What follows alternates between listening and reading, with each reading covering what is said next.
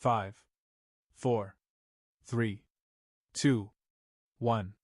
You're now tuned into the 411 podcast and Reading Between the Wines, powered by the Black Diamond Consultations Network. More than a podcast, this is a sanctuary for self-discovery, healing, and personal growth.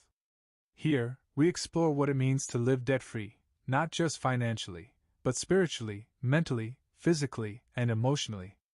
Every episode is part of a journey across our weekly mentorship series: Spiritual Sundays, Mental Mondays, Transformational Tuesdays, Wind Down Wednesdays, Coaching Sessions Thursdays, and Financial Fridays.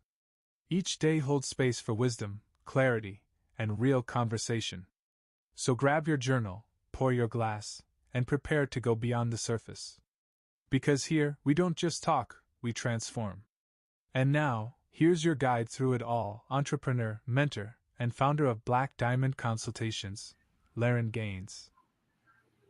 What's going on? What's going on? What's going on? Welcome in.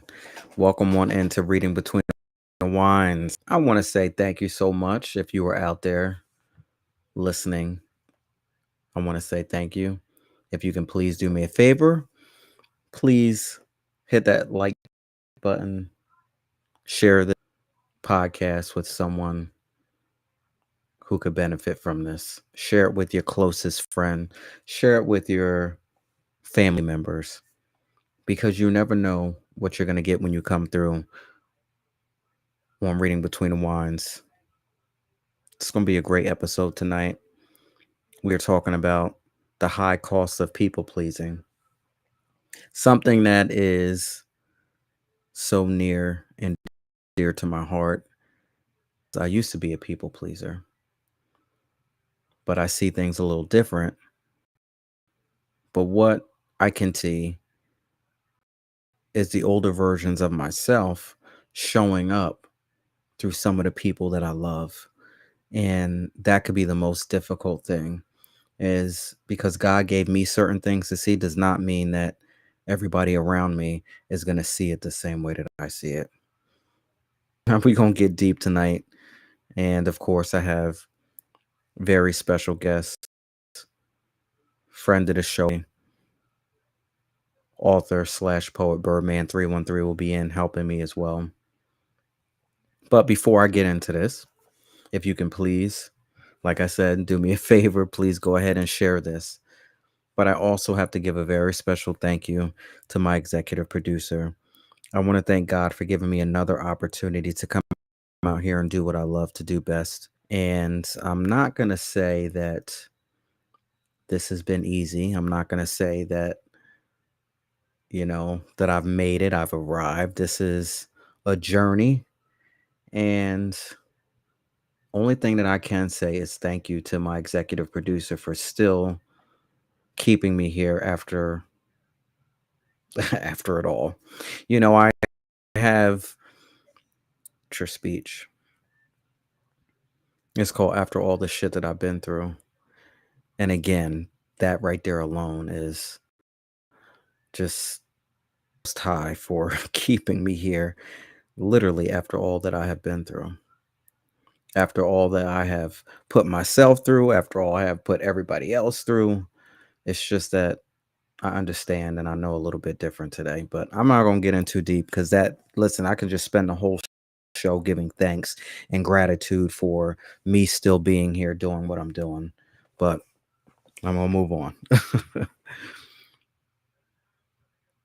So let's get into the last episode. We're going to do a little quick recap. So before I do the recap, if you want to find out and listen more, please shout out on YouTube. Thank you all so much. Check me out on YouTube at Erykah Gaines. You can also listen to this podcast where most major podcasts are. Right now, right off the top, I can think of a few. We're on iHeartRadio.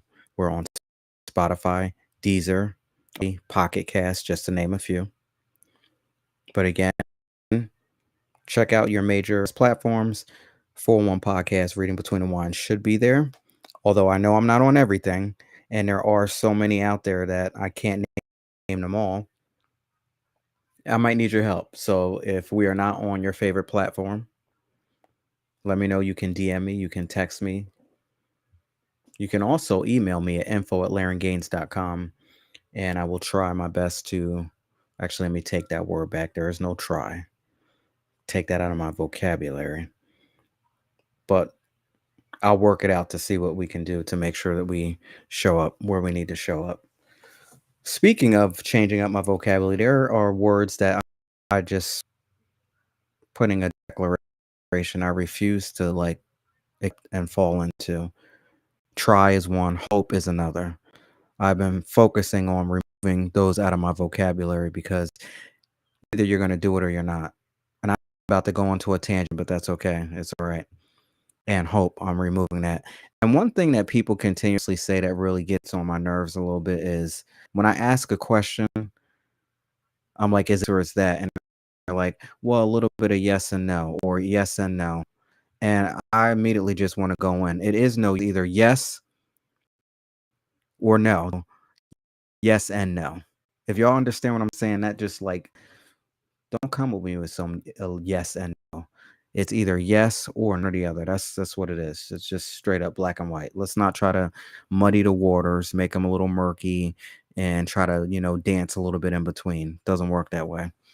So, last episode, Miss Danielle from Chicago, Illinois. This one was a very interesting episode because it's sort of like mental, spiritual breakdown again, over and over and over again, doing things for other people, ignoring the red flags, all in the name of saying that I want to be in love, all in the name of saying that I don't want to be by myself, meeting somebody, ignoring the red flags, what these people were showing you from the beginning. Again, I have to even remind myself when I'm dealing with people. It doesn't even necessarily have to be anything romantic. It could be these friends. It could be coworkers. It could be whatever. When people show you who they are, please believe them the first time.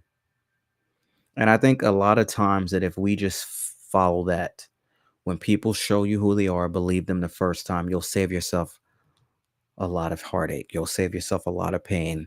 So Miss Danielle, what I like to say sometimes, is out here doing the most when it comes to meeting people, paying rent, helping somebody else out. Then when that person gets on their feet, when that person starts to feel themselves a little bit, when they want to go ahead and do the 180 on you, when they want to go ahead and twist it on you, now you feel a certain way. Well, we wouldn't feel a certain way if we're doing things and we're doing it from the heart. And again, I don't know who I'm speaking to. I'm only speaking from experience. I then too have to look back at my life and say, yeah, remember you were just podcasting about this the other night. So now when it shows up in reality, what are you going to do, Laren? Remember, you're that guy, you're that person that says that you want to make sure that you practice what you teach. Yeah, when we do things for people, when we do it from the heart, expecting nothing in return, when we show up a certain way and we give people love and we give people respect and we're genuine, and sometimes that doesn't get reciprocated, that does not give us, I want to say, that does not give us the green light to go ahead and start to act different. So, again, with some of these letters and Miss Danielle, I'm not trying to get off track. I just got a lot going on right now.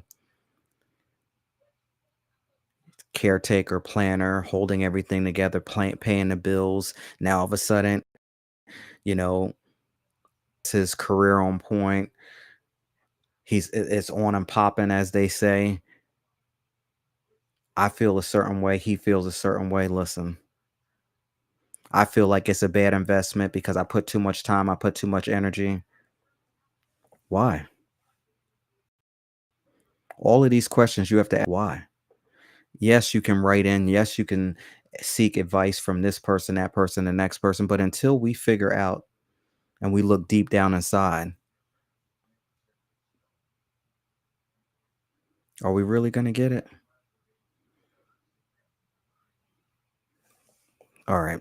I'm gonna get off of this, but if you want to find out how we helped out Miss Danielle, as she has been ignoring red flags in her life, and they showed up, and certain things are not the way it should be, or at least how she feels it should be, and she's starting to feel a certain way. So go ahead and head on over to Laren Gaines at YouTube. Again, I mentioned all the other places where we are for the major podcast outlets. You can go ahead and check out the audio version there.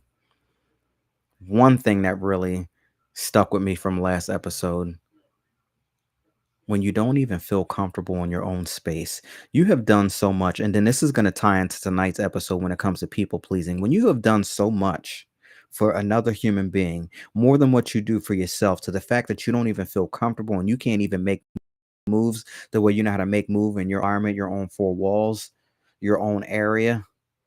Yeah. Something got to change there. We got to do something a little bit different. Check me out at Laren Gaines. Thank you so much for joining. I appreciate you out there. Again, I have been tested and I have been tried, and I understand that this is part of the process. This is part of the plan. As I understand and know who I am, and I know what my purpose is in life, and I have ran away from it for so long. But there is no more running. I just gotta just step in, press the gas, and go. And that's what I'm doing. And every single day, there's something that's new and more revealing. So just to let you know going forward that you're going to get something different. You're going to get something different. You get something more authentic, more real, as if, I already wasn't in the beginning, but I'm just mind blowing. All right. Let me take a sip and calm myself down a little bit. Got a little amped up because I got a message tonight. Song of the day: Tyrone by Erykah Badu, released in 1997 off of her album Live. Shout out to Erykah Badu, still doing her thing, staying in her own lane, in that neo soul lane. Some people love neo soul music. I'm not mad at it, but for me personally, I am a hip hop soul type of person. I like those big beats. I like your head be nodding like you in a club doing something, but them lyrics, those soulful lyrics that just be riding that beat, it's just so different. That's just me. But shout out to the neo soul people, the Jill Scott people, the Erykah Badu people. I got you. So Tyrone, for those, I loved this song when it came out. I just loved it. And a whole bunch of other people did too, because it was on the radio constantly. Summertime, 1997. Take it back, 10 years old when this came out. For the people pleasers out there tonight, you may not know how to break free. You may have given up so much of your power, so much of your energy. This is for you. And I'm dedicating this to you, and also dedicating it to the younger version of myself that didn't know any better. Changes when you become hip to this new Tyrone syndrome, or as I like to call it, the Tyrone effect. How you want to name it, however you want to claim it, life just hits a little different when you start to understand what this record is speaking about. So, to those of you out there tonight that might be suffering from the people pleasing, or in other words, you just haven't found yourself yet. Maybe you don't know who you are because life just hasn't showed up enough to show you or remind you of who you really. Maybe you have forgotten who your father is. So when life happens and reminds you of who you are, you may have to give people and your surrounding, you may have to give these people that are just so close to you that it feels like crazy glue a little bit. You give all of these people a little reminder, give them a little notice once you start to understand what this Tyrone effect is, what this Tyrone syndrome is. Now, Erykah reminds us right off the rip with the first few lines. She just lets us know right off. So let's just get right into it. For the people pleasers, you've done so much. You've bent over backwards. You don't even know who you are. You forgot what you look like because you're just so busy ripping and running and doing black flips for everybody else that you can't even think straight. You don't even know what you like. You don't even know where you like to go. You don't even know the type of clothes that, fits you perfect and suits you well and makes you feel good. You don't even know the type of cologne that makes you feel amazing when you put it on. You don't you don't even know your favorite food dish because you're too busy ripping and running and doing and making sure that everybody else is eating and getting what they want, what they love so much that you don't even know what you like. This is for you. She says, I'm getting tired of your shit. You don't never buy me nothing. We're going to break down this whole record. You don't never buy me nothing. Are you tired of spending all your money on everybody else? And then realize that at the end of the month, the end of that paycheck, the end of that cycle, whatever it is, that you don't even have enough to do anything for yourself. Soon as you get paid, somebody got their hand out. Before your check, they already asked you, what can you do for them and how can you help them? See, every time you come around, you got to bring Jim, James, Paul, and Tyrone. Anybody ever been in a relationship? It's basically this. You thought that it was just going to be you and your significant other, your spouse, your boyfriend, your girlfriend, whatever. But you realize that their friends always had to come around, family members also, let's not exclude them, cousins, uncles, aunts, this person always crowding the space, always there. See why by herself sometimes. And she's been having this on her mind for so long. A lot of people pleasers have it on their mind for so long, but they're just not bold enough. They're just not free enough to be able to tell people absolutely not. And then she gets into, you better call Tyrone, tell him to come help you, come get your stuff. And that part goes. Now she says, every time I ask you for a little cash, you say no. I'm not going to get into the other part of the record, but y'all know what comes after that. Now, you've been giving all your money, all your time, all your energy, but when you fall a little short, when you might need a little help, they can't come through. See, this is what happens when you're a people pleaser and you do stuff for everybody else and you forget about doing stuff for yourself. Now, this part is something else. Every time we go somewhere, I got to reach down in my purse to pay your way and your homeboy's way and sometime your cousin's way. They don't never pay. They don't have no cars, hang around in bars. People pleasers. Are you attached to somebody that sounds so familiar like this record? Is it your best friend? Is it your lover? See, sometimes you got to become hip to this Tyrone syndrome. And once you get it, and once you learn it, and once you understand it, you take it right back to the top of the record and let them know right off the bat that I'm tired. I'm not going to put up with this anymore. It's over. It's a wrap. I get it. There's a new sheriff in town. I understand and I know what's going on right now. Episode 61, The High Cost of People Pleasing.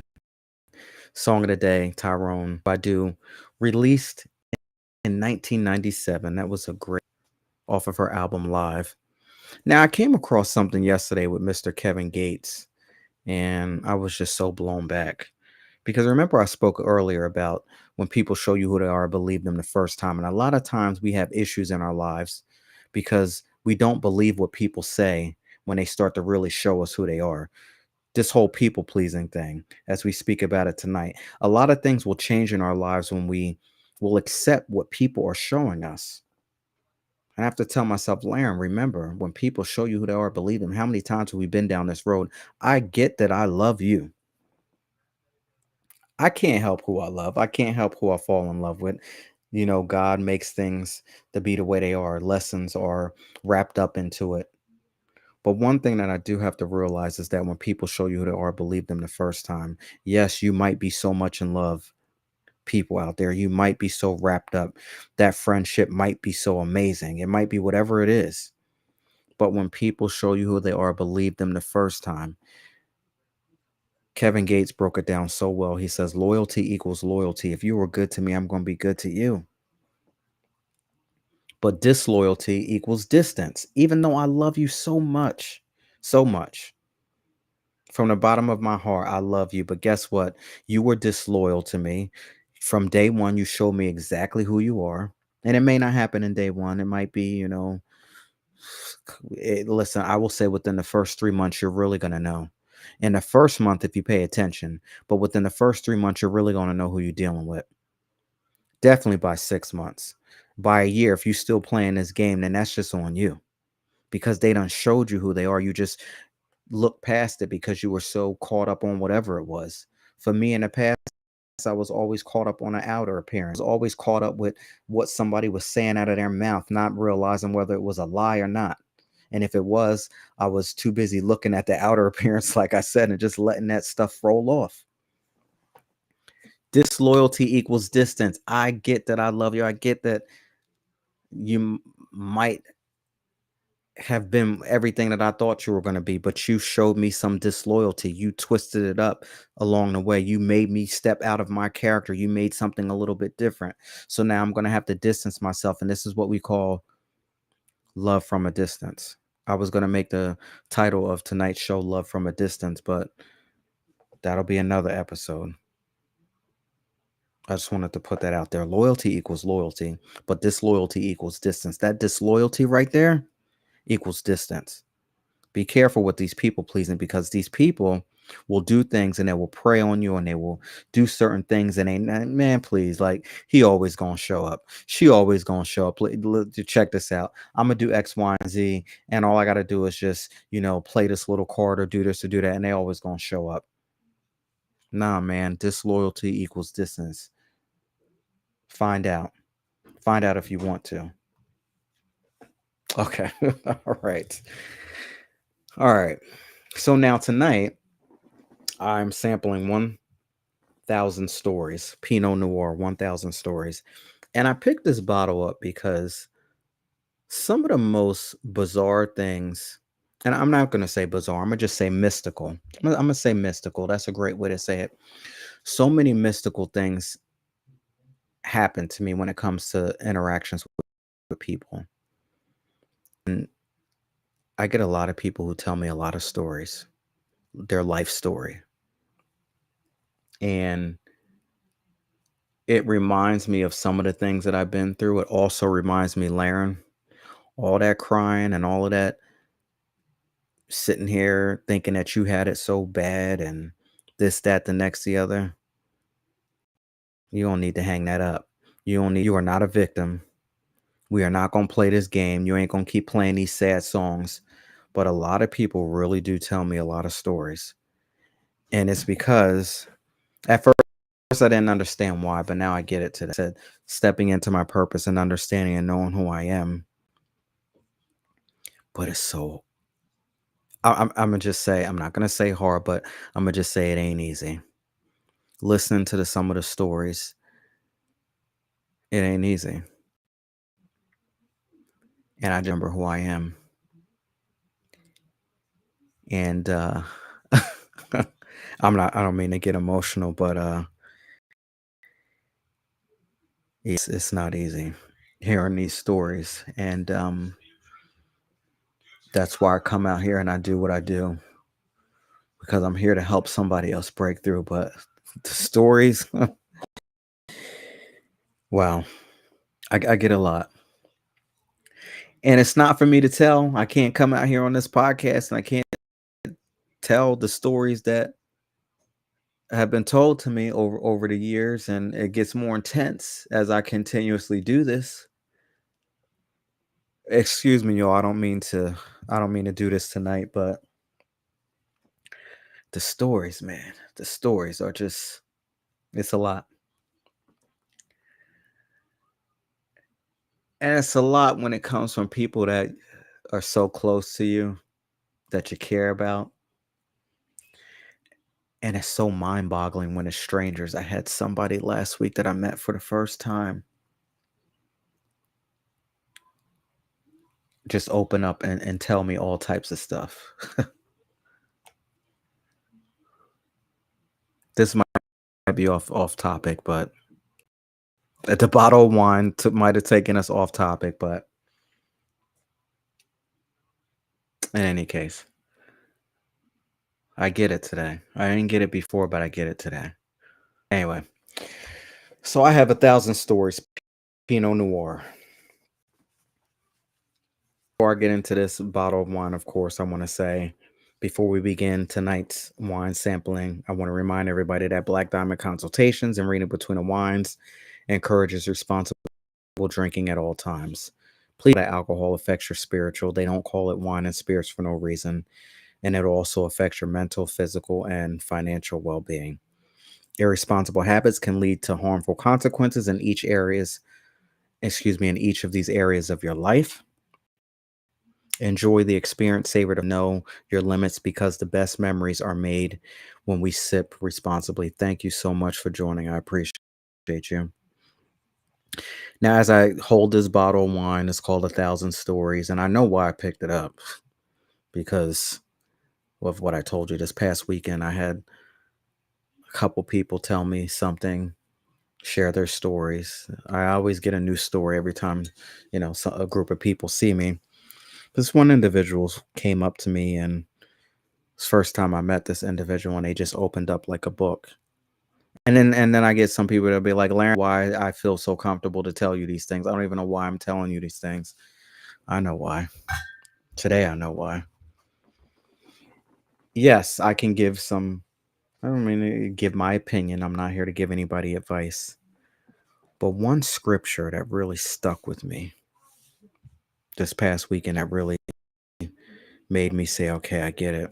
Because I would get upset. Like, for a long time, I would get upset when I explain and go through and, well, this is what I've been through in my life. You would think that people are just going to jump up and do exactly everything that you did, but I have to remind myself, Larry, remember, not everybody's going to see it. God gave you eyes to see things a little bit different than the next person. Now that he gave you those things to see, trust and believe that you will never be able to see things the old way. You can't turn it off. Once you see it, you can't turn it off. And now that I see it, what I can't do is get mad at you for not seeing it my way. Back in the day when I first started to figure this thing out, we're talking when I went through my spiritual awakening, and it intensifies as, I stay on my path and continue to do the right thing. That once you see, you can't unsee. If anything, it's just going to intensify and get to a different level. But 1 Corinthians 14:38, but if any man be ignorant, let him be ignorant. That is one lesson. If I didn't get this past weekend, but if any man be ignorant, let him. Stop going back and forth with folk. If they don't understand and they don't see things the way you see it, leave it alone. If somebody wants to believe that the sky is falling and that's what they believe in their heart, then that's what it is. That's what I have to tell myself. Like, all of these stories, even though they might weigh heavy at the time, you can give your opinion. I'm not here to give any advice. I'll give you my opinion. But if a man wants to be ignorant and not see things the way that maybe it should be seen, because now I see things as it should be, not as I see things as they are, not as they should be. If a man be ignorant, let him be ignorant. Right there, that's all I needed to know. Back in the day, if I knew that, I wouldn't have been in half of the arguments or half of the fights that I was in. Because when it's to be ignorant, people, let them be ignorant. Don't go back and forth with people. Anyway, all right, we're going to get into this. 1,000 Stories Pinot Noir is from the region of California. Let me get my glass. It's made from 100% Pinot Noir. The average bottle is anywhere between $15 to $20. The alcohol content is 14.5. And the thing about this wine is that it's aged differently. So the appearance of it is going to be medium with a slight purple tint. Taste tester says clear and bright in the glass. Looking at this, I don't see anything that's clear or bright. It's very dark to me, like Pinot Noir typically is.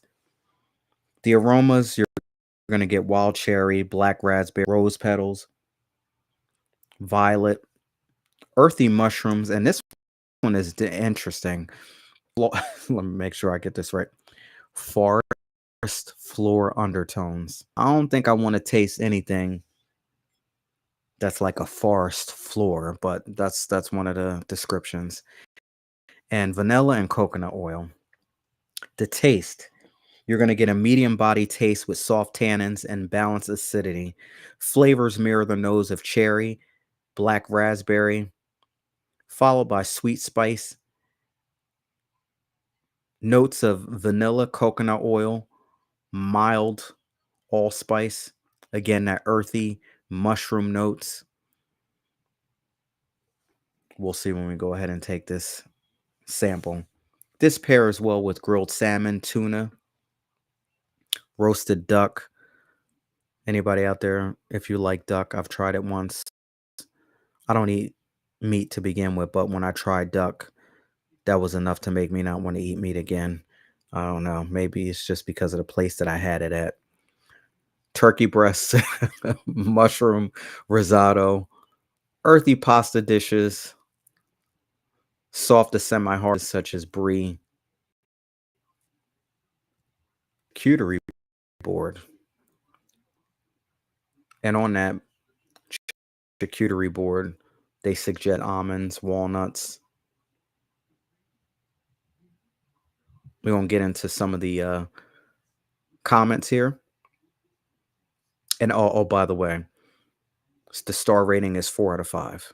A solid value Pinot Noir with characters, good depth for the price, and an approachable yet interesting profile.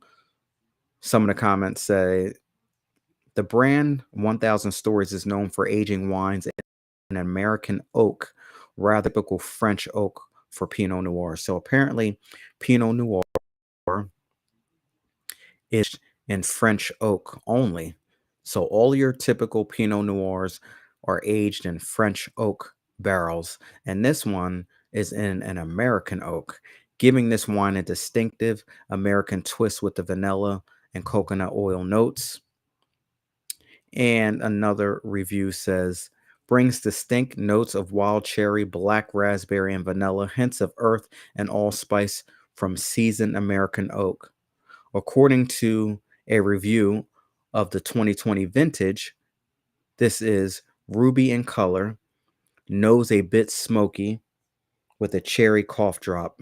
Now that doesn't sound good at all. Cherry cough drop. I don't know about that. So let's just go ahead and taste it out and see.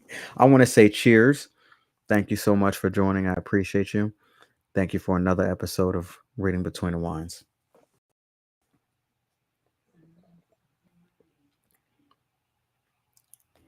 It's pretty good.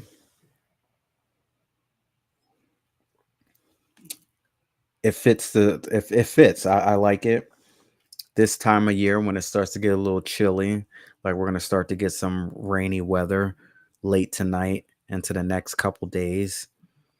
I like red wines. I like dark red wines this time of year. Winter time is, fall is here. Winter's going to be, rolling up early afterwards. So when it comes to Pinot Noir, Merlot, Cabernet, even Zinfandel, that's another one that I want to try. Not white Zinfandel, the red Zinfandel, grape. All of those right up my alley this time of year. Summertime, not so much. I get into the whites, the blushes, the rosés, but right now when it starts to get a little chilly, this bottle here, this is good. I like it. I can give it a 4 out of 5. Now that they say it, that cherry cough drop, I get it. Towards the end, you can almost taste it a little bit. Not too excited about that, but I wish that I almost didn't read that part because that wouldn't have been in my mind. But now that I get it, it has like a little aftertaste. I don't know if anybody wants to taste cough drops, but not saying that that's what you taste, but it'll kind of remind you of it a little bit. But in any case, Let's get right on into it. Bring in special guest author slash poet Birdman 313. What's going on? How are you? Hey man, how's it going? It's going, it's going, it's going. I'm thankful to be here. Yeah, I can tell. Thankful to be here. I can't run anymore. I'm tired of running. I can't run. I just know I can't run. Hmm. Hey, part of life, man. Yeah, I can't run. And I come to the realization, I'm like, I'm not gonna keep going back and forth. God, if this is what you want me to do, I got you. I got you. I gotta stop trying to run from whatever it is. I get it. Yeah, because you can't outrun it. And it's not even the podcast. It's not the. I mean, this is an integral part. Doing the financial, what he has taught me to do. Through His Uh-huh. Word. It's the interactions that I have with people when I'm not here. That's what it Oh yeah. is. The encounters that I have people when I'm not doing this. It doesn't end. Hey man, that's just part of what that's part of the goal, man. You're gonna have that. That's something that you who I was talking to somebody early. I know I was talking to my son, and I was saying sometimes you got to go through a whole lot of things before you get to where you really want to go to. I That's know just that's right. something you have to deal with. Either you deal with it or you give it all up totally and say, skip it. I tried. And don't go back. I mean, yeah, yeah. See, there ain't no turning back. once Hey you man, know certain things, you can't turn back. you know how many times I've said that with publishing books. I'm not publishing no more. I'm done. And then no sooner as I say that, I may be listening to some music. Oh shoot, let me write this down. And I write some down and I'm right back at it again. I do Hmm. videos the same way. I'm at man, I'm tired. I don't have nothing else creative to do.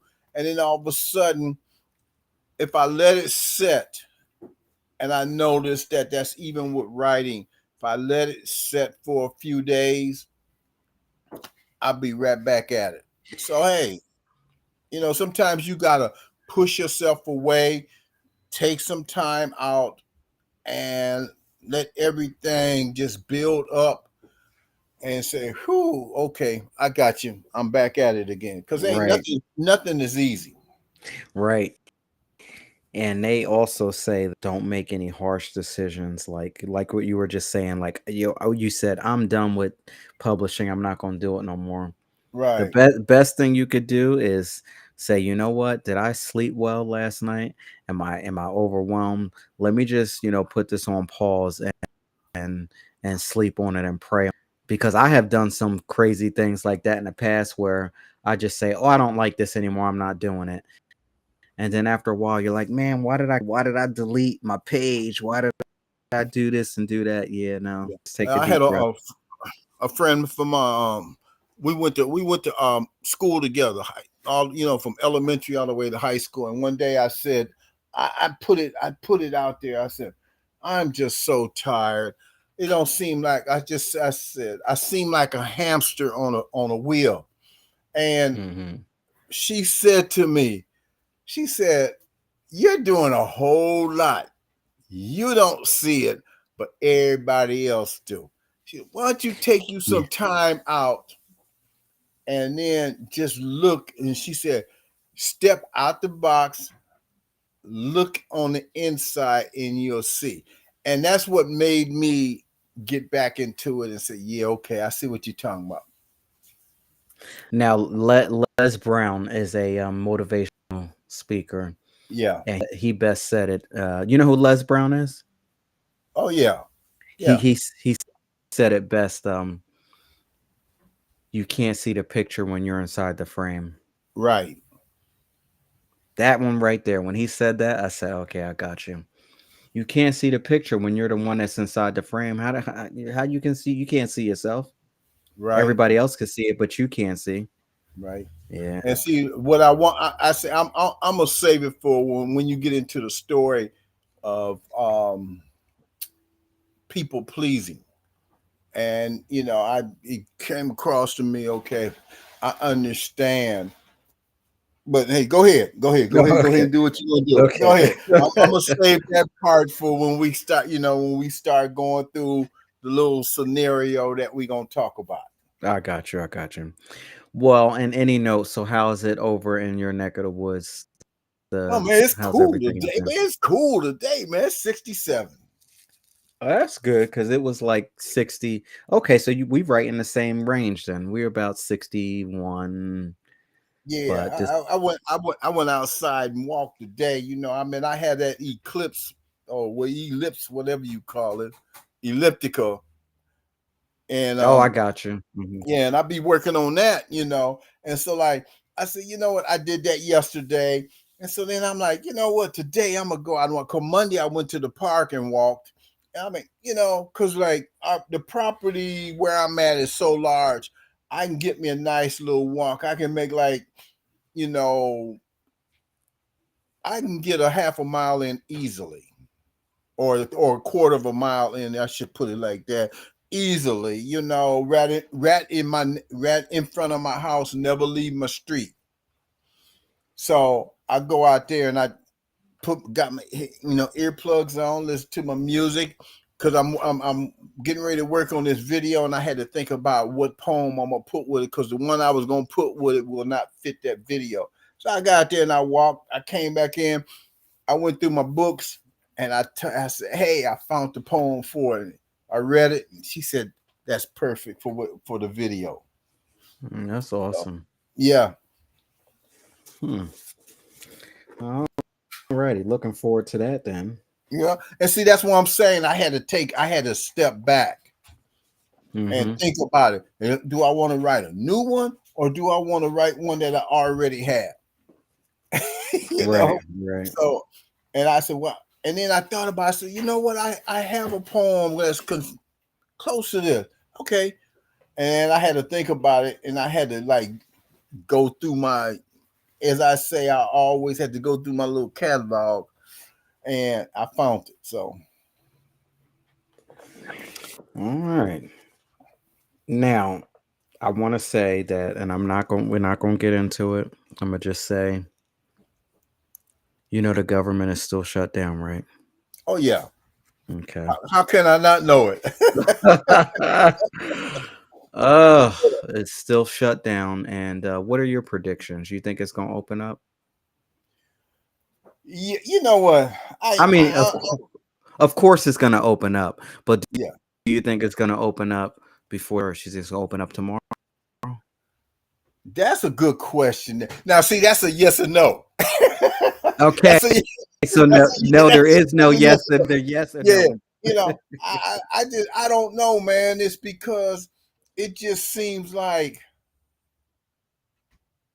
I don't know how people can play with other people's lives the way they doing it.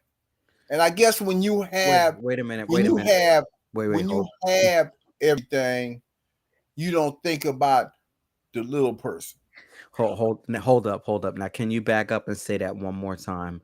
You don't know how, and then finish it, please.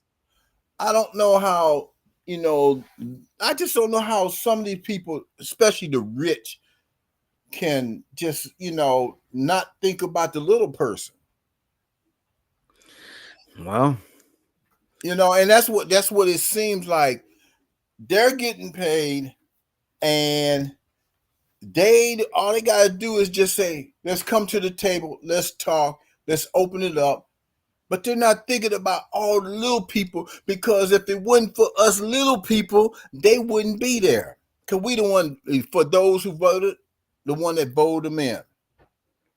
this is what I have to say. I don't know if it's right. I don't know if they're going to ban this. They're going to cut it off certain networks. It's possible. Yeah, I don't know either. I just had to, I say a prayer every night. So, hey, This that's all is I can do. they say that they're going back and forth. The left side and the right side are going back. They can't come to an agreement. No, well, hold up. Ain't nobody even in Washington. So how can they be going back and forth though? No one's in Washington.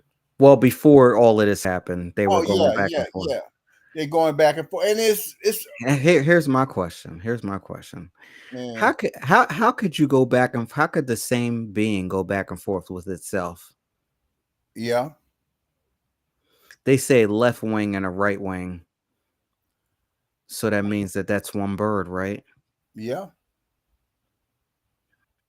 Exactly. Out of all the So years, man, I never heard that growing up until now. I'm l- sorry. they say left wing and right wing when it's the same bird.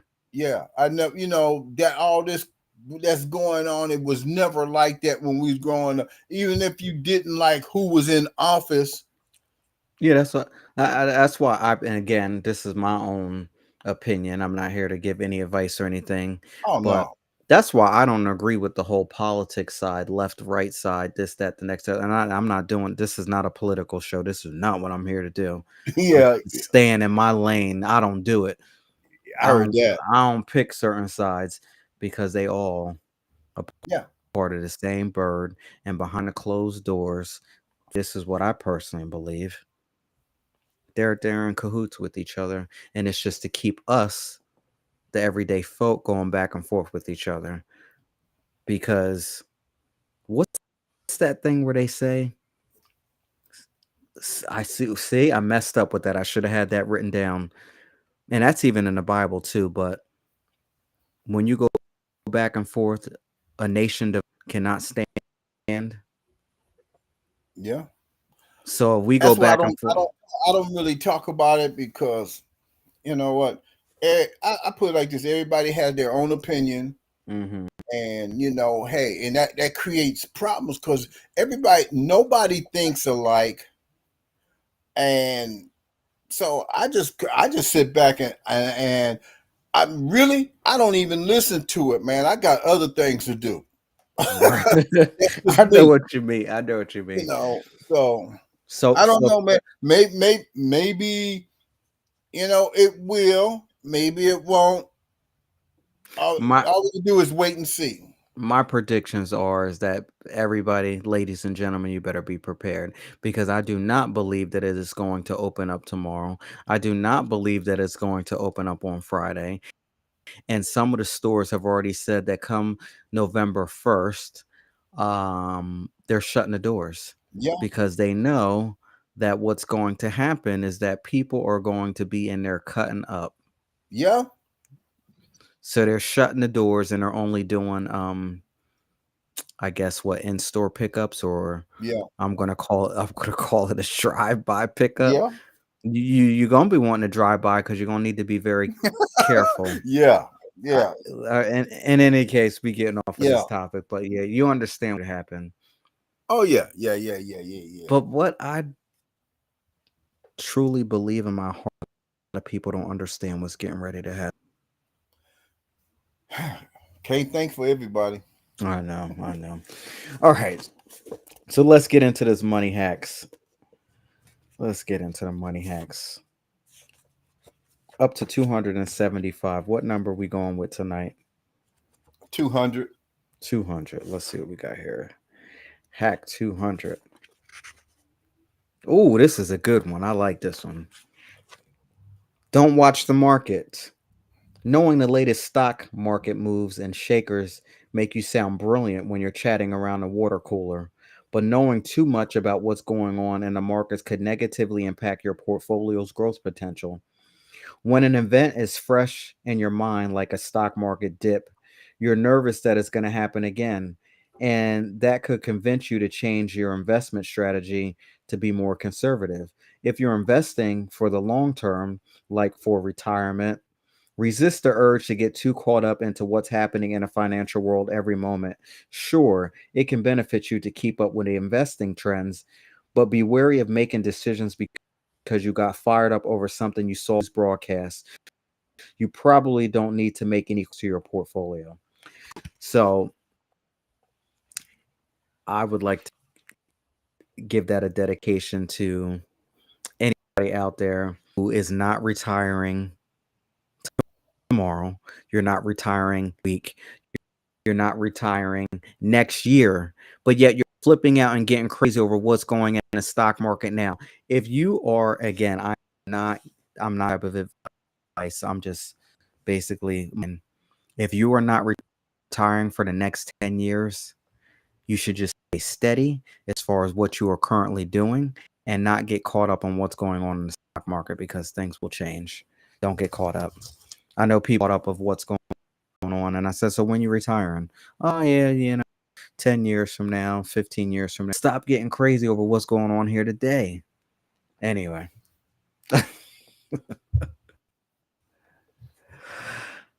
Just make myself laugh a little bit with that. So what do you think about that? Hey man, I don't even know that book, and it seemed like all the stuff I picked, man, is like what's happening today. Happening at the time. I don't read financial books, so that's why I don't want people to think that I have that book and I'm just picking things out that matches what's going on when we come on here. I've never seen that book before. Matter of fact, the last book I bought was Lionel Richie, so I don't know nothing about any of that. Only thing I have to say is that it's just mystical. Like, I just asked you to pick a number. Yes. And then it comes out that way. So. Yes. Thank you. I'm glad you said that, because I don't want people to say, "Oh man, they in cahoots." He know what he know. Oh, I got you. I got you. No, I don't. No, but honestly, when it comes out like that, I just be like, God, that's just you working, because I didn't set that up. I had no idea that was going to be that. I just asked you to pick a number, and it just makes sense of what we're talking about, what's going on in the world today. You can't explain that. That's not anything that any of us could have done. Yeah, I'm glad you. Hey, thank you for backing me up, man. Okay, so we're gonna get into what we came here to do tonight. We're gonna get into tonight's assignment. If you want to dissect, go through, give our opinions, because I'm not here to give any advice, you can DM me on any of my social media platforms. I am on Facebook, Instagram, X, YouTube, TikTok, D Live, Twitch, Daily Motion. But the best way is you can text me at 609-200-1098, and you email me at info@larengaines.com. Again, that email address is info@gaines.com. So tonight's assignment is, dear Reading Between the Wines, I've spent my whole life trying to make everyone happy, my family, my friends, even people I barely know. I thought that if I gave enough, did enough, and stayed positive enough, life would reward me. But all it's done is leave me drained, frustrated, and stuck in a cycle of giving, while my own finances, health, and peace of mind fall apart. I've gotten a promotion at work, but instead of celebrating, I've been buying dinners for coworkers, covering for lazy colleagues, and lending money to friends who never pay me back. My savings account is empty. My gym membership is overdue, and my soul feels disrupted. I even started dating again, and I realize I'm still doing the same thing, prioritizing their happiness over my own. Every time I say no, I feel guilty, like I'm being selfish. How do I stop the cycle of people pleasing without losing the people I love? And how do I rebuild myself financially, spiritually, and emotionally without guilt hanging over me like a bill I can't pay? Jamal from Newark, New Jersey. We're going to take it to the top. Dear Reading Between the Wines, I've spent my whole life trying to make everyone happy, my family, my friends, and even people I barely know. I think that that's a problem. But that if I gave enough, did enough, and stayed positive enough, life would reward me. But all it's done is leave me drained, frustrated, and stuck in a cycle of giving, while my own finances, health, and peace of mind fall apart. I just got a promotion at work, but instead of celebrating, I've been buying dinners for coworkers, covering for lazy colleagues, and lending money to friends who never pay me back. My savings account is empty, my gym membership is overdue, and my soul feels bankrupt. I even started dating again and realized that I'm doing the same thing, prioritizing their happiness over my own. Every time I say no, I feel guilty, like I'm being selfish? How do I stop this cycle of people pleasing without losing the people I love? And how do I rebuild myself financially, spiritually, and emotionally without guilt hanging over me like a bill I can't pay? Birdman, take it away. And that's life 101. You know, I can tell. First of all, he don't love himself. That's that is number one thing. And I don't know.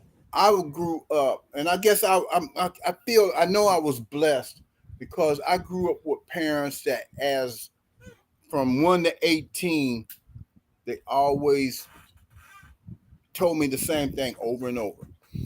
And I never forget one time my parents said, "You can't buy love, and you can't buy friendship."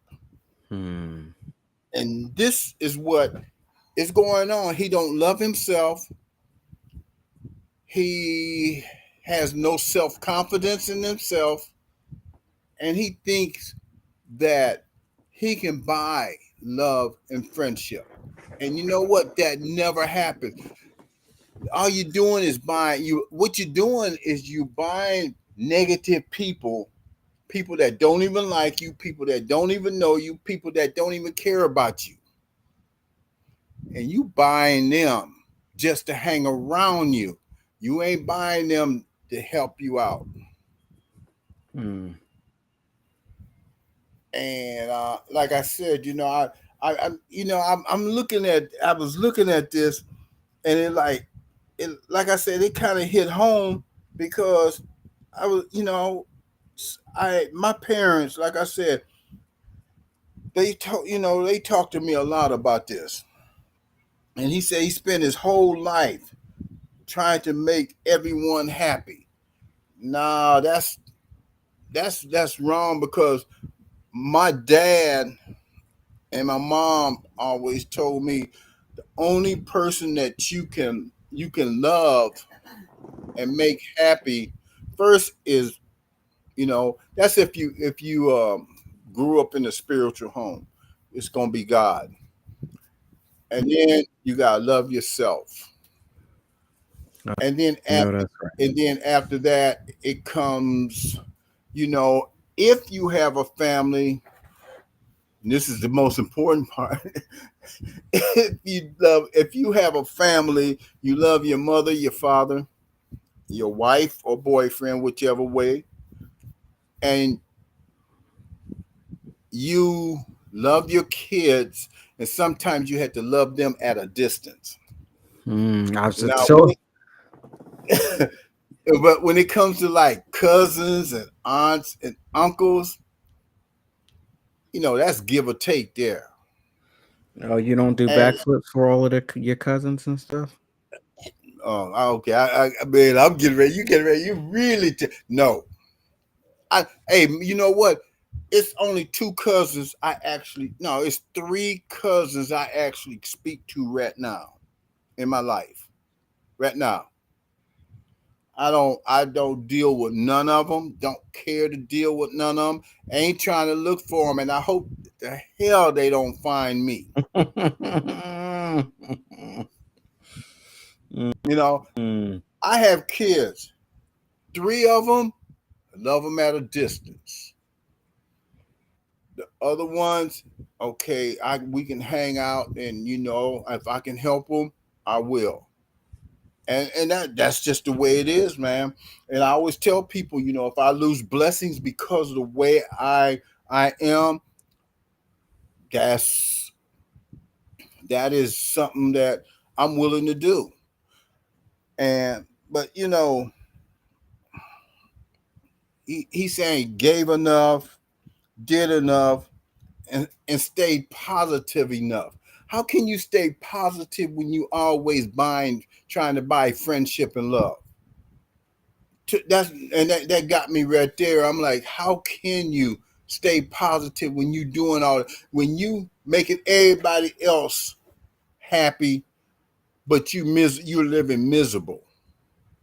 You are destroying your savings. That's just me. I can't speak for other people. And he says he's drained, he's frustrated. Well, you know what? If you have to say no to people, that's why they got the word no in there. No. To tell people no. Growing up, I learned, like I said, I started learning that when I think like around 8 or 9 years old. I used to go to the schoolyard, buy a bag of candy, go over there to the schoolyard and give it all away. And one of the parents asked one of the kids, said, "Where y'all getting this candy from?" And they told him who it was. Said, "What he doing? Stealing?" And that was the first thing that came out their mouth. Was he stealing this candy? And now he go to the neighborhood store right here. That person called my parents. That's when they said, "Look, you know what? If they don't want to be around you, so be. You don't have to go there to that schoolyard and buy candy for people to be around you." Say, because you know what? Half them kids don't even like you. And sure enough, one of the people at the store, so they heard one of the kids say, "I don't even like him." But hell, cause he buy candy and he give it away. Yeah, I'm gonna be over there with my hands out. I'm taking everything I can. That's craziness. And that was something that, like I said, that's life 101. I started that when I was like 8 or 9 years old about that. Well, And my huh? I was just gonna say thankful that you learned that lesson at that young age. Sheesh. And hey, I was let me see, I was 17. And my dad said, "Oh, I ain't letting you drive my car. You be running around here picking up all these dudes around here." He said, "Ain't none of them they don't have nothing. They don't even have a job. You ain't just riding around with a bunch of, in the car. Because you know what? The police gonna stop you, think you doing something, because that's all you can be doing." I learned that at a young age. And then when I moved down here, once again, I said, "Hey, y'all don't even have to tell me no more. I already seen it." So, like I said, you can't, and even in a relationship, if you with someone and she or he, because it goes both ways. You got women that do this, and you got men that do this. If you always got to spend money on them, then hey man, they don't really love you. They don't care nothing about you. And I Yeah, always tell people, I tell my kids, you cannot buy love, you cannot buy friendship. And I don't care how you look at it. yeah. No, that's right. Like I said, be Sorry to thankful go on that. that rant. Huh? What's that? I said, I'm sorry to go on that rant, but No, no, hey, no, no. Be thankful that you learned that lesson early, because some of us didn't figure it out until later on. So I'm gonna go through it piece by piece. Let's see. uh-huh. Mr. Jamal says he spent his whole life trying to make happy. Like you said Yeah. before, like you can't make everybody happy. The only person that you can make happy is yourself. And the one thing that you touch base is the first part, God. Yeah, that's the first thing. Try to make somebody happy. Try to make him happy, because whatever you do to make it, it's going to overflow into your life. That's the first thing. Uh-huh. Family. Yeah, you want to see the thing, trying to make. See, if I'm hanging out with you and you have your attitude twisted up, your face is twisted up, you have issues going on, and you looking at me sideways, and you are clearly showing me on the outside that you're not happy. Not my job to try to make you happy. You have to figure that out on your own. Every individual who is going through something in life, it's not somebody else's responsibility to make you happy. For me, I used to be a miserable, I'm not even going to name on here because I would probably use every single curse word that is in the book, but that's what I used to be. And then my significant others thought that it was their job to make me happy, but they couldn't make me happy. I was still a miserable F because Yeah. I didn't know who I was at the moment. So that part is disturbing. So you're running around trying to make family, friends, and then even people you don't know, you barely know. No, that's a problem. That one there. I'm with you on that. You barely know 'em. Why you trying to make them happy? Right. You know, My I don't get it, man. But you know what though? You see it. You do see it every day. These people that have these entourage, hmm half the people in that entourage don't even care about that person. All they care about is what that person can do for them. mm. And a lot of people don't understand it. No, that's You crazy. know, I have like I said, man, and like that's just like with family. Hey, man, I don't, no, man. The only, what I put, like I said, I have 7 kids. 4 of them I can hang out with. The other 3 at a distance. I don't want them around me or near me. Sorry to say it like that, but there's a reason why. There is a reason why. It's just something that made up, and it's something. There's a reason why. And those 4, Diana and God, those are that's my center.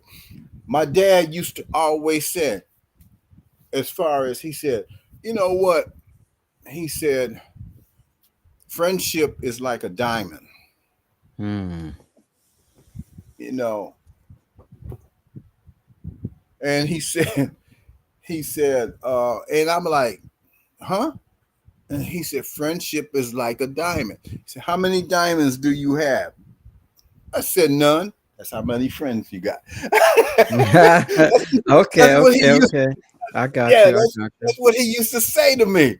And then Okay. he said, if you got one diamond, you got one friend. And Mm. I had to think about that.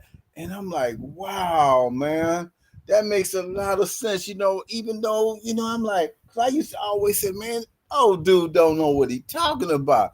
But as Mm. I've gotten older, I'm sitting back now and I'm like, wow, man, dad was smarter than what I gave him credit for. Yeah, and you know what? And they say diamond to make a diamond, there's a whole lot of pressure. Yeah, and I have words like that in some of my poems. Mm.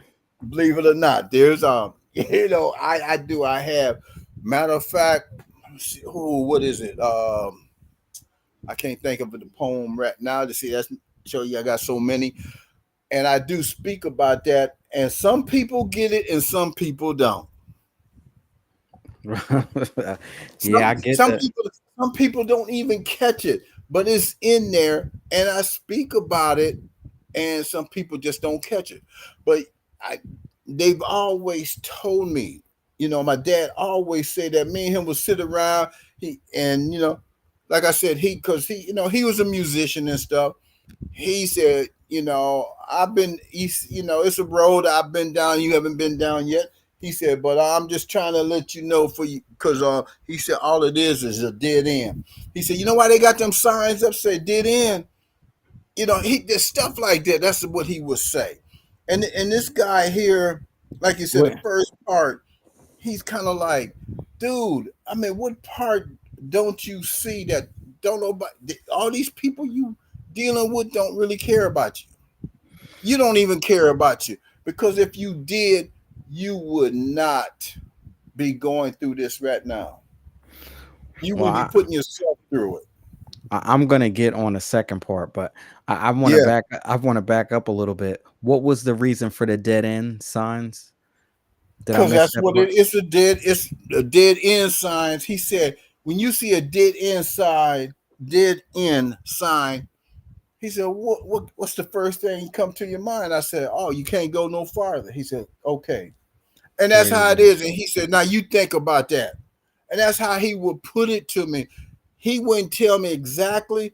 He would give me those little hints and he would say, hey, now you think about it. Okay, there you go. Gotcha. Now, with this here, I'm gonna wrap this up really quick. This letter ain't gonna take that long. With this Yeah, next, no, it's it's not. not gonna take that long because then I was this part here that says, you got to do this, you got to do that, and you thought that if you was positive enough, that life will reward you. And then this part right here, and this is gonna sum it up. But it's all left me drained, frustrated, and stuck in a cycle of giving while my own finances, health, and peace of mind fall apart. This is why your finance, your health, and your peace of mind is falling apart. This is exactly why this is happening because you just got a promotion at work. And instead of celebrating and thinking about you and focusing on yourself, you're too busy buying dinners for coworkers, covering for lazy colleagues, and lending friends who never. What else do you think is going to happen if you continue that over and over and over and over again? And result, your savings account is empty, your gym membership is, and you feel bankrupt because you are. You're spiritually, mentally, physically, and financially bankrupt. Absolutely. Because you're buying dinners for coworkers, covering for lazy colleagues, you're lending money to pay you back. You're trying to make everybody else happy.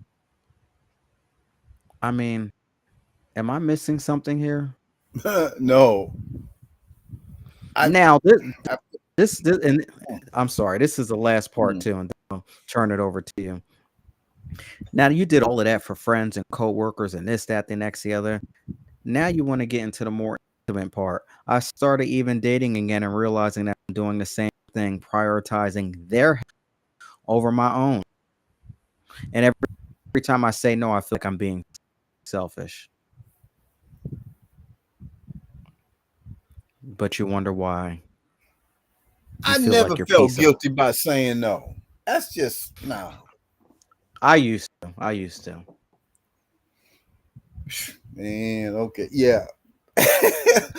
See, that's the thing, it's like I realize how much of street life I really know because to me I never thought about street life until I started seeing some things and then I get a chance to talk about it and I know some people say, dang man, you don't live an interesting life. And I don't realize that. And then I Mm, told him, I said, hey man, I said I had some good teachers, had some good educators, that was looking out for me, but I thought they was trying to hurt me, but they was trying to help me. mm.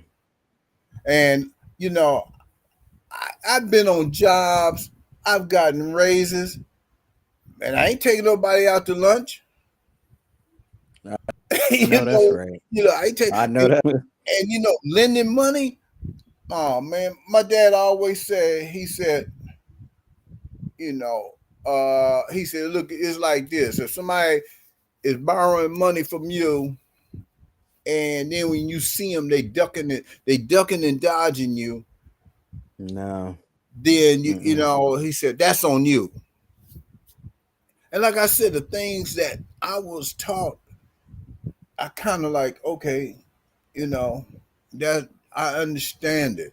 And I don't know, man. It just sounds like I don't want to say it like that, but he had nobody, teaching him or telling him anything. He didn't have, which I didn't have an older brother living with. I mean, hey, and he didn't have an older brother, older sister. Uh, did his mom? Did it? Or did his dad? They even tell him these are the things my parents talk to me about. My parents. So I that's why. I think, that's why I always tell people, I said, man, I was blessed, man. I had Yeah. my parents, I had my parents, until, hell, when my dad passed away, I was like in my 40s, 40, 50, something like that, when he passed away. And him and my mom was together, like they said, death do your part. And he would constantly tell me things. He would constantly tell me things. I didn't care how old I got. If I come talk to him, he was saying, but he would say it in a way where I'm be like, man, you must think I'm stupid. But it wasn't like that. It's just how it came out. And then Yeah. my mom would say, he didn't mean no harm. He looking out for you. He just telling you things that you don't see. Mm. And now, now, hey, both of them is not around no more. And man, I said, man, sometimes, dude, hey, I wish I could go talk to him about some of the things I'm in. Mm. And I tell people, I said, man, I said, you know what?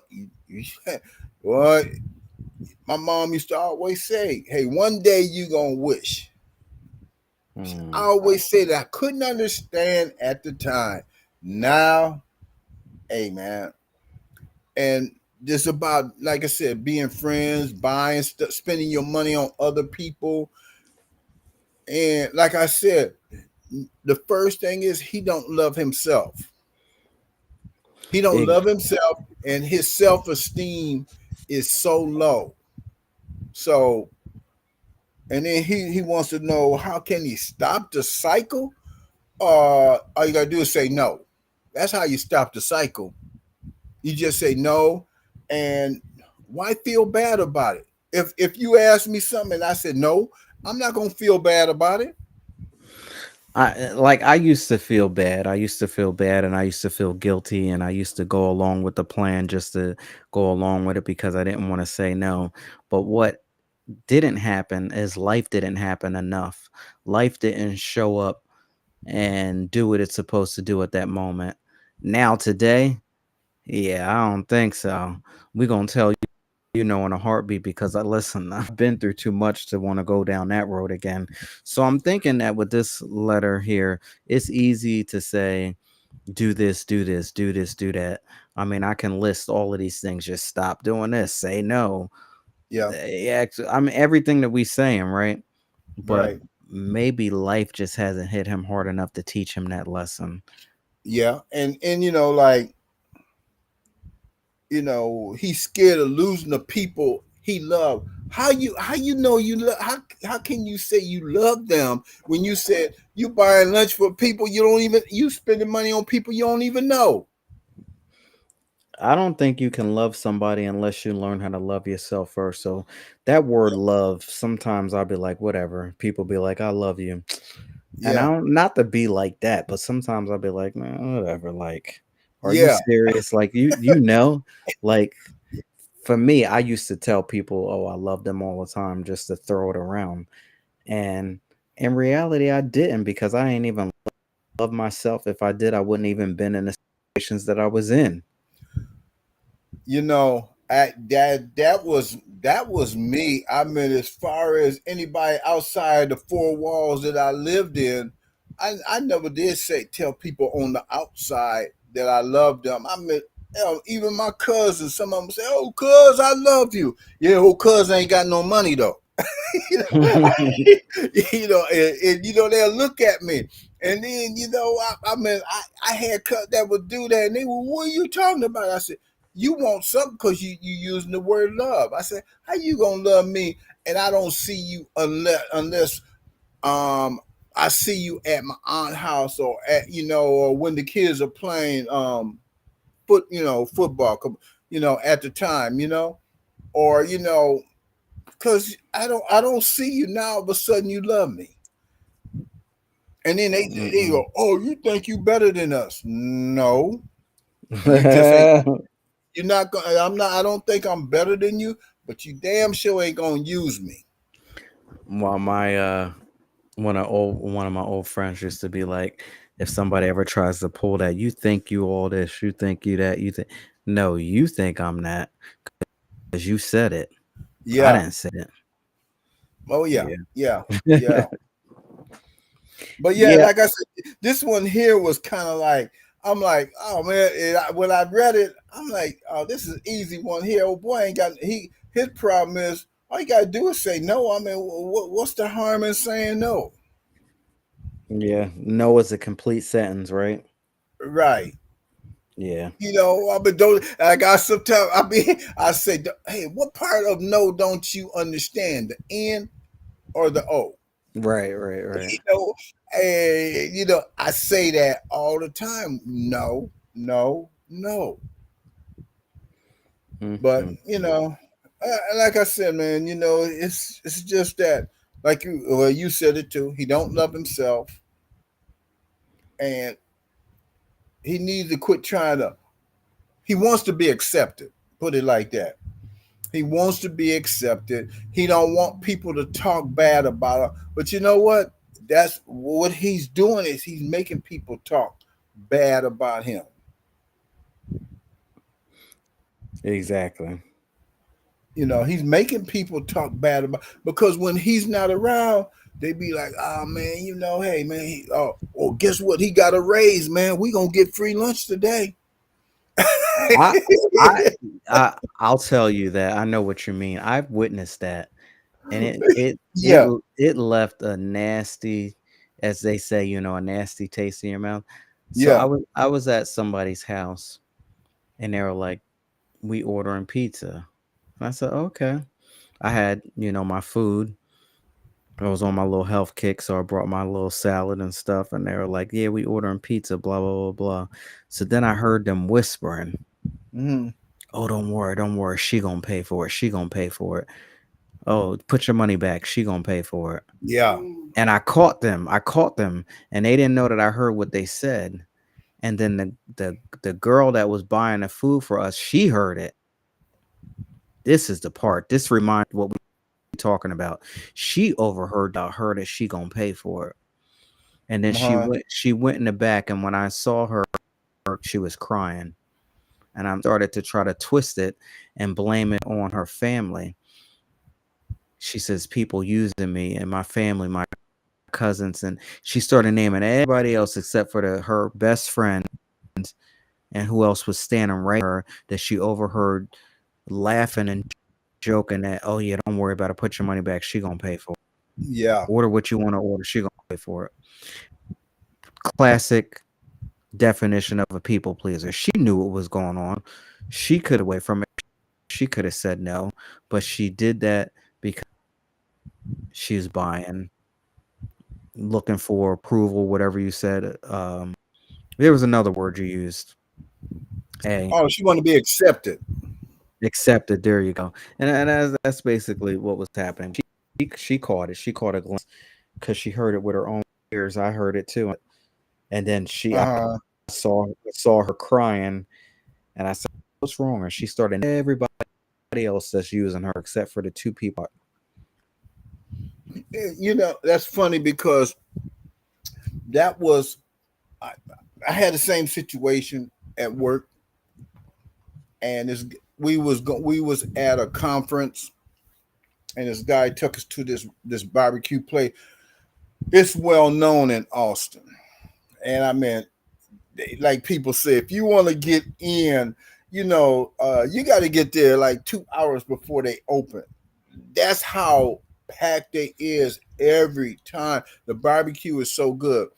So we went there as a group, and we sitting there, everybody put their order in. So this one guy, because this one lady, no matter what restaurant we went to, her favorite thing was, oh, this don't taste right. It don't have no flavor. It's don't this, and So he said, look here, he said, since you complain about every restaurant we go to, I'm gonna tell you something. He said, you don't like your food, I'll pay for it. And I turned around and I looked at him. And then she said, oh, you need to stay out of it. I said, I ain't said nothing. I said, I just looked back to see what he said. I said, and I shook my head. So when we walked out, because we used to, but that's when we used to do HIV testing on this road. So the guy that was riding with me, he said, "Man, what's wrong with this dude?" I said, "Man," he said, "Man," he said, "She gonna do this at every restaurant we went to. At every restaurant we went to, she would do that." And he said, "Oh, if you don't like it, I'll buy you." And I'm like, "Wow, man." So then one day, man, we all was together, and she said that. Then I said, "Well, you know what? Why don't you cook and bring your own food? Then you don't have to worry about how." I said, and then I said, "Well, can you?" No, I said, "Can you cook? Because you complain about everybody else cooking." Oh man, she went off on me. I bet she did. She went off on me, and I'm like, "Well," I said, "It seemed like," I said, "everywhere we go, you complain about." It had no flavor. It was this. It was bland. It was this and that. Well, why don't you just bring your lunch? Fix it the way you like. And man, she went. Ooh, she went on. And I didn't care though. I'm like, dang man. And then I looked at the dude and I said, "Man," I said, "You know what, man?" I said, "I wouldn't buy her nothing, man. You know, she sit there and ate it. Let her buy it. She ain't got the money. She got a husband." I said, "Come on, dude." I said, what do that?" I said, "Come on, man. She got money. She got a husband. She got 2 jobs. You got 1 job." Like it so much that she ate it all. Oh yeah, hey man, I thought, hey, it did. What you know how I made it even worse, man? I said, "Dang!" I said, "It must have tastes good," because I said, "I thought you was gonna lick the plate," and everybody looked up and they were like, "Oh," her glasses fogged up, and she looked at me. You know, I'm like, "Hey, I'm just telling the truth." And the dude that hung out with me, he was like, "Man," he said, "that was." I said, "Well, hey, man." I said, "Everywhere we go, she does this." Mm. And I said, even though he won't speak up, man, I just asked her, what, what's her problem? Can you cook? Can you cook? Because she never brought her lunch. Never brought her lunch. So it made me think she didn't know how to cook. And then she said, "My daughter's cooking, name this, and that." I said, "No, I asked you, can you cook?" Mm. You know, she didn't like it. I didn't care. Because I was just tired of. I said, "You know what? When we go out to these places, hey man, don't." I didn't even want her riding with us, or I didn't want. I didn't, man, because it was embarrassing. Oh my goodness, that's funny. Wow. All Or right. I see they see somebody walking down the street. Oh man, he got some money. He said, "Man, he going in the store to buy some beer."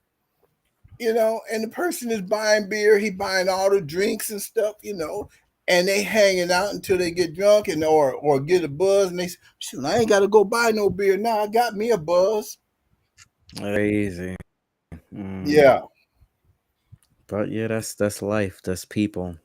yes, it is. Queen Latifah has a song called "People." Y'all should look into that.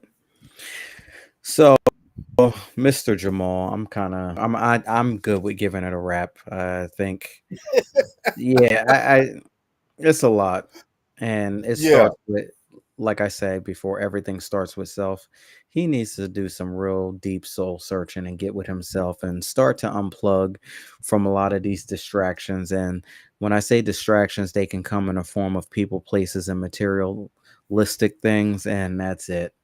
Like, start focusing on detaching yourself from all of the distractions that you have allowed to attach to you, or you have attached yourself to them. right. And I think that will definitely help him once he takes some time for himself. And maybe he'll discover some things that he didn't know was already there, which the keyword LOVE has been there the whole time. But sometimes we just can't see it because we got all these distractions and we got all things that are pulling us in 50 million different directions. So yeah, I'm gonna leave it at that. Yeah. any Oh, any last things you want to add to this one? no, man. I mean, when he said he just started back dating again, I can understand why. He gonna always be dating and then by himself. you know, go, that's all. No, I ain't got nothing else to say, man. That's it, man. 'Cause, hey, I could go deep off into it, man. With by him talking about just dating stuff, man. You try to please everybody and you dating. Hey, man, of course that person gonna ride with you until the wheels fall off. And hey, if you broke, hey, you ain't gonna even be able to feed yourself. So, hey, there you go. Yeah. All right. So we are going to get into these burning questions. So if you want to chime in, please feel free to text at 609 200 1098. You may also DM me your response on any of my social media platforms that are Gains. And I'm on Facebook, Instagram, X, YouTube, TikTok, D Live, Twitter, and Daily Motion. Burning questions for tonight is: how do you reclaim spiritual and mental space after years of living to please others? I'll go ahead and read that again. How do you reclaim spiritual and mental space after years of living to please others? Birdman, what? Oh, man, that's a good one there. Okay, all I can say is, man, first of all, he has to learn to love himself first. Then he got to ask God for to bring peace and happiness within his heart, and just go from there. Read a scripture or two, and that's all you can do. I mean, it's really up to him whether or not he wants that help. I like that you. Because huh? Go ahead. No, No, go go ahead. ahead. I like that part that you said. Ask God what now? Say it again. Ask God to help you to love yourself and slowly read a scripture or two. That may help him, but mostly just help God.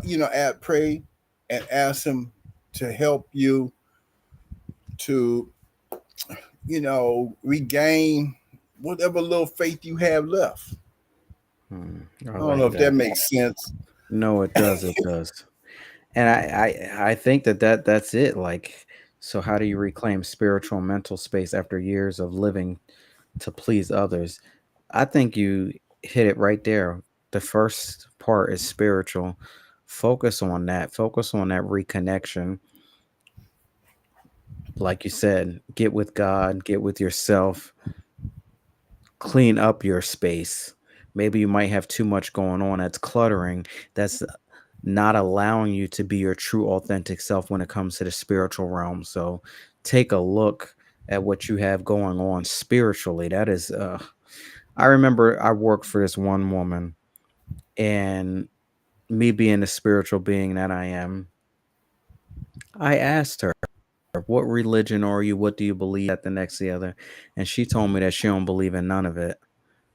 So then I said to myself, wow, I work for this woman and she's sitting here signing my paycheck every week. And she says that she don't believe in nothing spiritual. That means she don't even believe in herself. So there there's a wow, man. There's a lot of people like that. Um, I know You I don't probably believe in nothing. yeah. I went to yeah, I went to a Methodist college, and the one thing I learned that's why I say I learned a lot of this stuff I learned when I was young. I went to a Methodist college. Majority, I hate to I don't like to put it in this. I don't like to narrow it down like this, but the Mm-hmm. majority of the black students that came my second and third year, they man, they said they had never been in the church before. They don't know anything about praying or reading the Bible or nothing like that. And you had to take classes. And you know, I just kind of like sit back, and then we had this one guy. He even said it, but then he was going around trying to make people. And then I say make. He was trying to make force people to change their life and be spiritual. But then on the weekends, this is the funny part.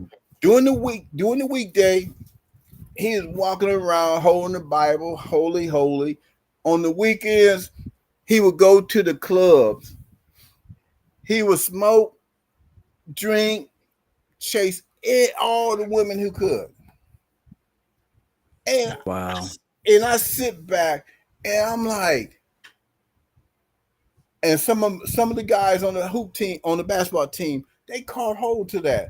And they be like, yo, man. And then somebody told me, say, hey man, you need to do one or the other. And one guy said, he said, man, you cannot ever talk to me about the Bible, about God, anything. And he up and he admitted that he never had.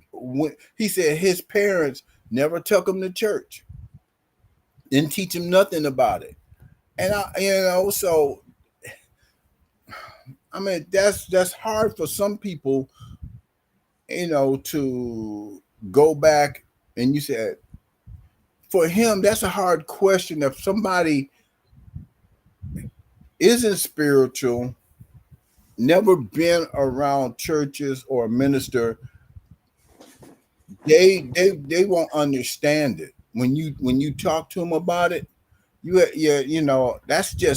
that's my dealing with people. No, I know what you mean. For me personally, I didn't grow up in the church. I grew up in music, and I took time for myself. I backed away. Like I'm the same thing that I'm saying here. I backed away. I started taking time for myself, and God took care of everything else. Yeah. Well, like with me, I grew up in the church, sang in the church choir, sang in the school choir, had a little singing group at one time. So, and then but like I said, it backs back to my parents always getting on me about God, or going to church, or just reading the Bible. And that was something that I heard until the day they died. And that was, so I knew right from wrong. And so when like I've always had period of times where I've stayed away from church, but I stayed in the Bible. Which, yeah, that's an important part right there. And I pray, and I tell people, man, I don't knock anybody for their beliefs, because you know what? You ain't hurting me. That's your soul that you take it, that you have to deal. You don't want to have to deal with it. So And the last piece here, mental space. Mental space is very important. You start to value your time and your energy, and you start to clear some of that clutter, yeah, whether it be friends, materialistic, whatever it is. There's a lot of different things that we deal with on a daily basis that could affect our mental space. Once you start to clean some of that up, you'll have time to think a little bit better. Then after that, once you can think a little bit better, you can start to go back, because sometimes in order for us to break through and get to the next level, we got to go back and we got to remember some of the stuff that we've been through. You don't have enough time and enough space to think over your own life to where you can realize, okay, what's happening in my own life. If you're ripping and running and you're doing backflips for everybody else, people pleasing, you cut out that time and that space for you to evaluate your own life because you're too busy doing for other people's lives. But if you can take that time to evaluate your own life, you can go back sometimes we got to go back to our childhood, figure out, why do I think this way? Why do I feel this way? What did my role did my parents play? What did they teach me? What did they didn't teach me? Sometimes do things because of the lack of love that they received when they were in their childhood phase. And then it trickles into Yeah. your teenage phase, and then you grow up to be an adult, people pleasing and wanting to get that validation. That's that word I was looking for, looking to get that validation. And you said accept other people from the outside, because maybe the parents didn't do their part in the beginning when you were younger, as far as teaching, training, and molding, and then people grow up to become people pleasers. Yeah, yeah. You know what? That's a word that I was thinking of, and I didn't until you just said it. And I'm like, that's a word, people pleasing. But So that mental space, yeah, once you clean that up, start thinking about your own life. Sitting here worried about thinking about other people. Again, I don't know who I'm talking to. I'm only speaking from experience. I have to tell myself that, stop worrying about other folks' business and what they got going on. Focus. You, an old friend of mine said, "You got too much on this plate. What you sitting there looking at somebody else's? Don't you got enough on your plate? You, yes, you you got enough on your plate right here that you don't even have enough room to be trying to put some other food or some other situation or some other. Your plate is full. Focusing on what you got." right. And that's why I said I just to me the our, our parents and stuff or grandparents in some cases they their wisdom, you know and my mom, like I said, I always go back to them, my mom. So I don't have education, I don't have the education like most of the parents that kids you hang out with. She said, but I have mother wits. Mm, And I'm like, okay. And like I said, it took me a while to understand all this. It wasn't like soon as they said it, I understood it, because it wasn't. It took me some years to understand it. yeah, they probably had to say it a couple times in order for you to get it. Oh man, yeah, yeah. They did, and I I respect them for it, and I try to pass it on to my kids. And you know, and like I tell people, my relationship with my younger ones are good. That's They, like I tell them, hey man, you gotta live your own life, man. Don't worry about what I'm thinking about, because right. my parent, my mom and dad would say, especially my dad, he was like, oh man, that's you. Hey, you want to live that type of life? Go ahead. Now that's how he used to always put it, and I couldn't understand man. He always said, if you want to live that type of life, just keep doing what you're doing. Right. And my mom was saying, uh, you need to fall down on your knees and pray. That's all she would say every time. She was just, hey, fall down on your knees and pray. As my dad, like I said, he would always say that. Well, if you don't want nothing, you ain't gonna have nothing. you know, and like I said, that was just some things I really, really miss, that I could go talk to them and they would tell me things like that. Hmm. Well, you got all of those great memories and those great stories and the lessons, and that's all priceless. Yeah, and you know what? Not only was them, but it was this guy. It was these two guys. One was the uncle, and one was the nephew. And man, they used to. Oh man, they was like, we ain't gonna let nobody mess with you. Ain't gonna let nobody pick on you. And I never forget when I came home from college after my second year, and I had a fro. Man, your mama let you grow hair. You seen your mama yet? I said, man, what are you telling me? She let you let your hair get that long? I'm gonna have to go around there and talk to her. That's the kind of That's the stuff. And I looked at them, man. They started laughing. They say, hey, man, we just glad that you're doing something. Glad you ain't hanging around in these streets getting in trouble. Right, right.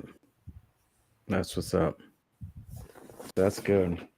Well, like I said, I had a few older kids that looked out for me, and they gave me advice too.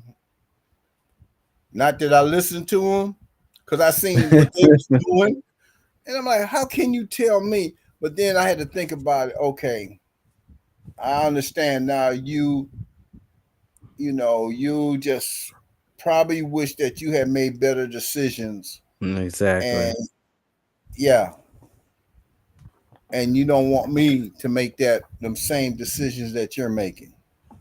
There you go. That's it. Wow.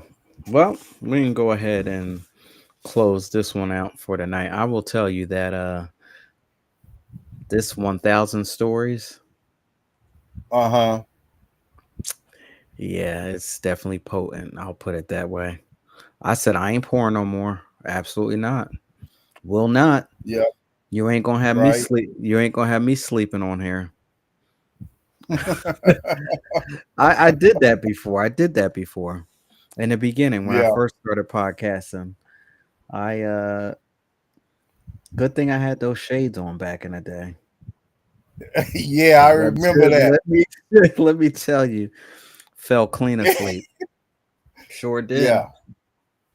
And I said, "Oh, the person was talking to me, and I was asleep."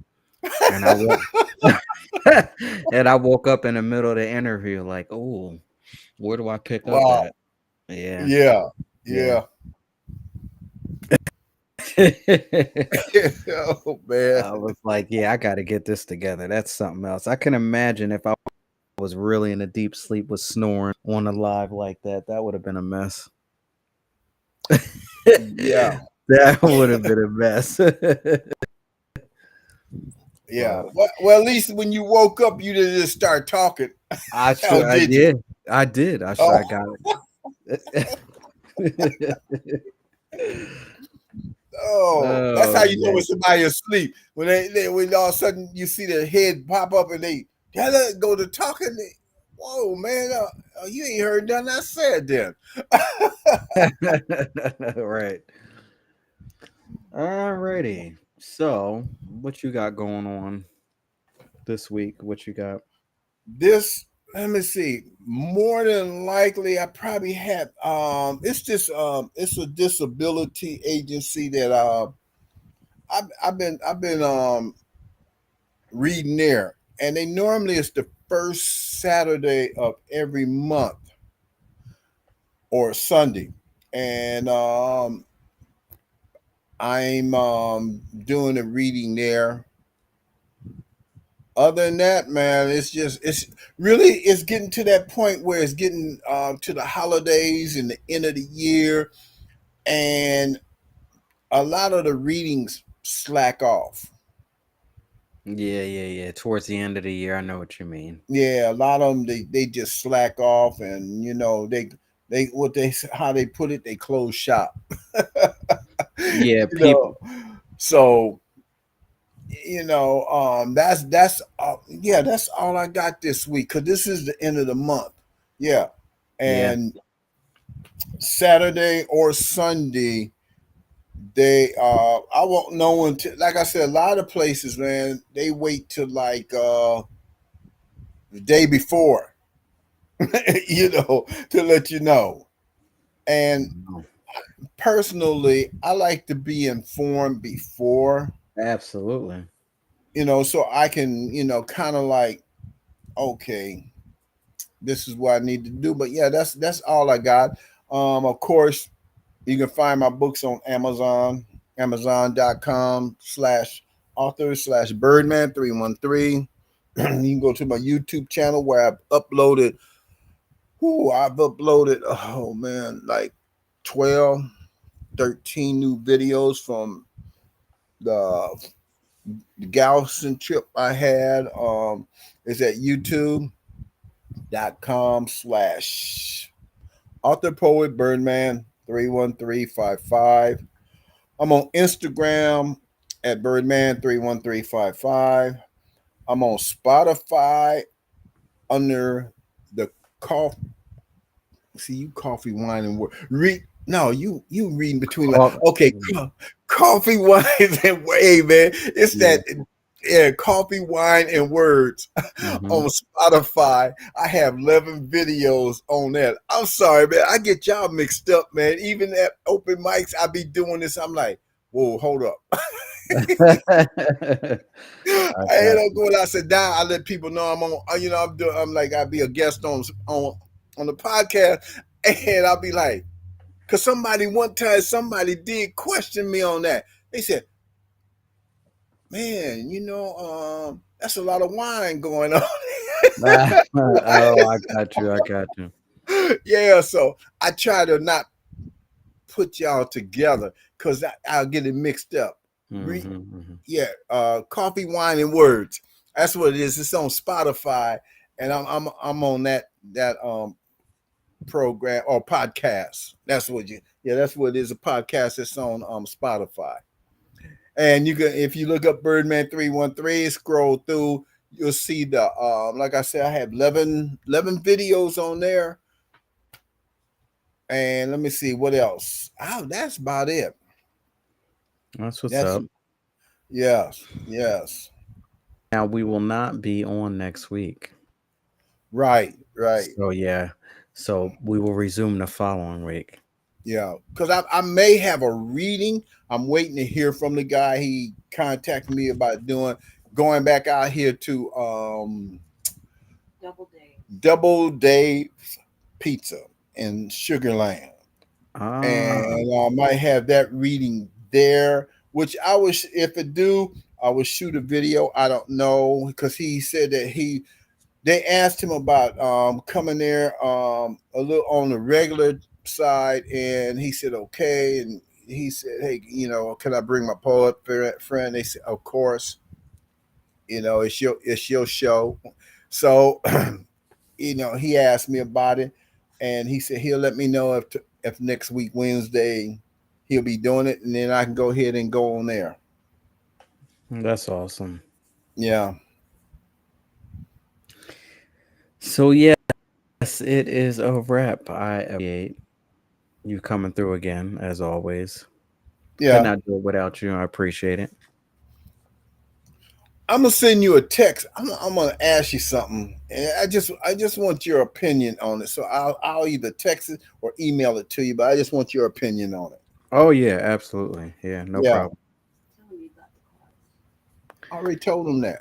She be reminding me to tell you about your getting your cards. I'm like, I already, Oh yeah. I yeah. was yeah. Yesterday I was like, I'm gonna start texting him about this government shutdown. I said, nah, I'm not gonna do it. I ain't gonna mess with his night like that. Let me just leave it alone. Oh, I'll wait for it. you know I'll what? wait for the show Yeah, tomorrow. you can't bother me on that, man. I mean, hey, like if you have, hey, man, anything you want to ask, go ahead, man. Because normally, let me see, what's the Monday and Tuesday? I'm not doing them, but sitting around, or because I'm working on videos, and like I said, man, after 8 o'clock, I shut the computer down. I'm not doing nothing on no computer. I got you. Yeah, I was like, oh, I started texting. I said, nah, I'm gonna wait till the show tomorrow. Hey, you could have, man. I was sitting up here watching the baseball game, the World Series. So I got you. yeah. All right. So I will see you not next week, but the following week. And Okay. yeah, stay safe. I You will too, be in man. touch. And hey, man, be careful. Yeah, yeah, you too. Oh yeah. All right. Take care now. Have a good night. Yeah, you too. All right, ladies and gentlemen, there you have it. That was author Birdman 313. I want to say thank you all so much for joining in.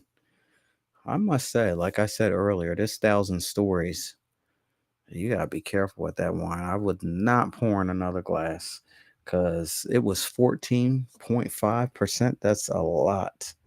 Was not doing it tonight because yeah. Totally different outcome, but great wine. I definitely do recommend it. Very just touching tonight. I think tonight's episode was just very touching in so many different ways. And, of course, we expand in so many different directions. But yeah, thank you all so much for joining. If you like anything that you heard tonight, if you are interested in any of the coaching services that I have, you can head on over to LarenGaines.com. I focus on debt-free living from the spiritual, mental, physical, and financial realms. First, I believe that you need to understand and know who you are. See, we know who we are in the beginning, but then we forget. We let people get attached to us as we let circumstances get a hold of us as life just happens. We tend to forget who we are and what our purpose was here, what we were brought here to do. So I believe that we have to focus on hitting that reset button, rewinding a little bit, and understand who we are from the spiritual aspect. From there, focus on the mental aspect. As you're going back to try to recognize and remember who you are from the spiritual realm, you can also connect that and do it to the mental as well. Figure out where you come from, where you came from. Because if you don't go back, then you're not going to be able to move forward. You'll stay stuck in what I like to call quicksand type of relationship, a quicksand scenario, where you basically repeat the same thing over and over again, expecting different results, which is the insanity. Doing the same thing over and over and over again on a daily basis, on a regular basis, in the same relationship situations, and questioning yourself, wondering why are we not moving forward. So we got to go back to figure out, why are we this way? Because we know that this is how we are, but why? What caused us to show up in the world the way we are? What happened from our childhood relationship? What happened from the last marriage? What happened from the last whatever it is for me to show up like this here today? Spiritual first, go into the mental aspect of it. Then we show up in the physical realm a heck of a lot, because we've been working on healing ourselves from the spiritual aspect. We're focusing on healing ourselves from the mental aspect, making sure our mental health is. Now you have no choice to show up as a demon. And you focus on those two pillars, the third one is just going to flow so nicely. Now you are showing up and you are just representing yourself as your true self. You're focusing on your own journey of understanding and knowing who you are. That's a good word. Remembering who you. After that, we just focusing on the financial. It's just coming so. I believe that they're connected. Again, you can find out more information on that at LarenGaines.com. You may also sign up for my free 15-minute consultation. All of that information is on LarenGaines.com. And on that note, I want to say thank you, and I will see you when I see you. Y'all have a good night. Thank y'all so much. Take care. Good night. 5, 4, 3, 2, 1.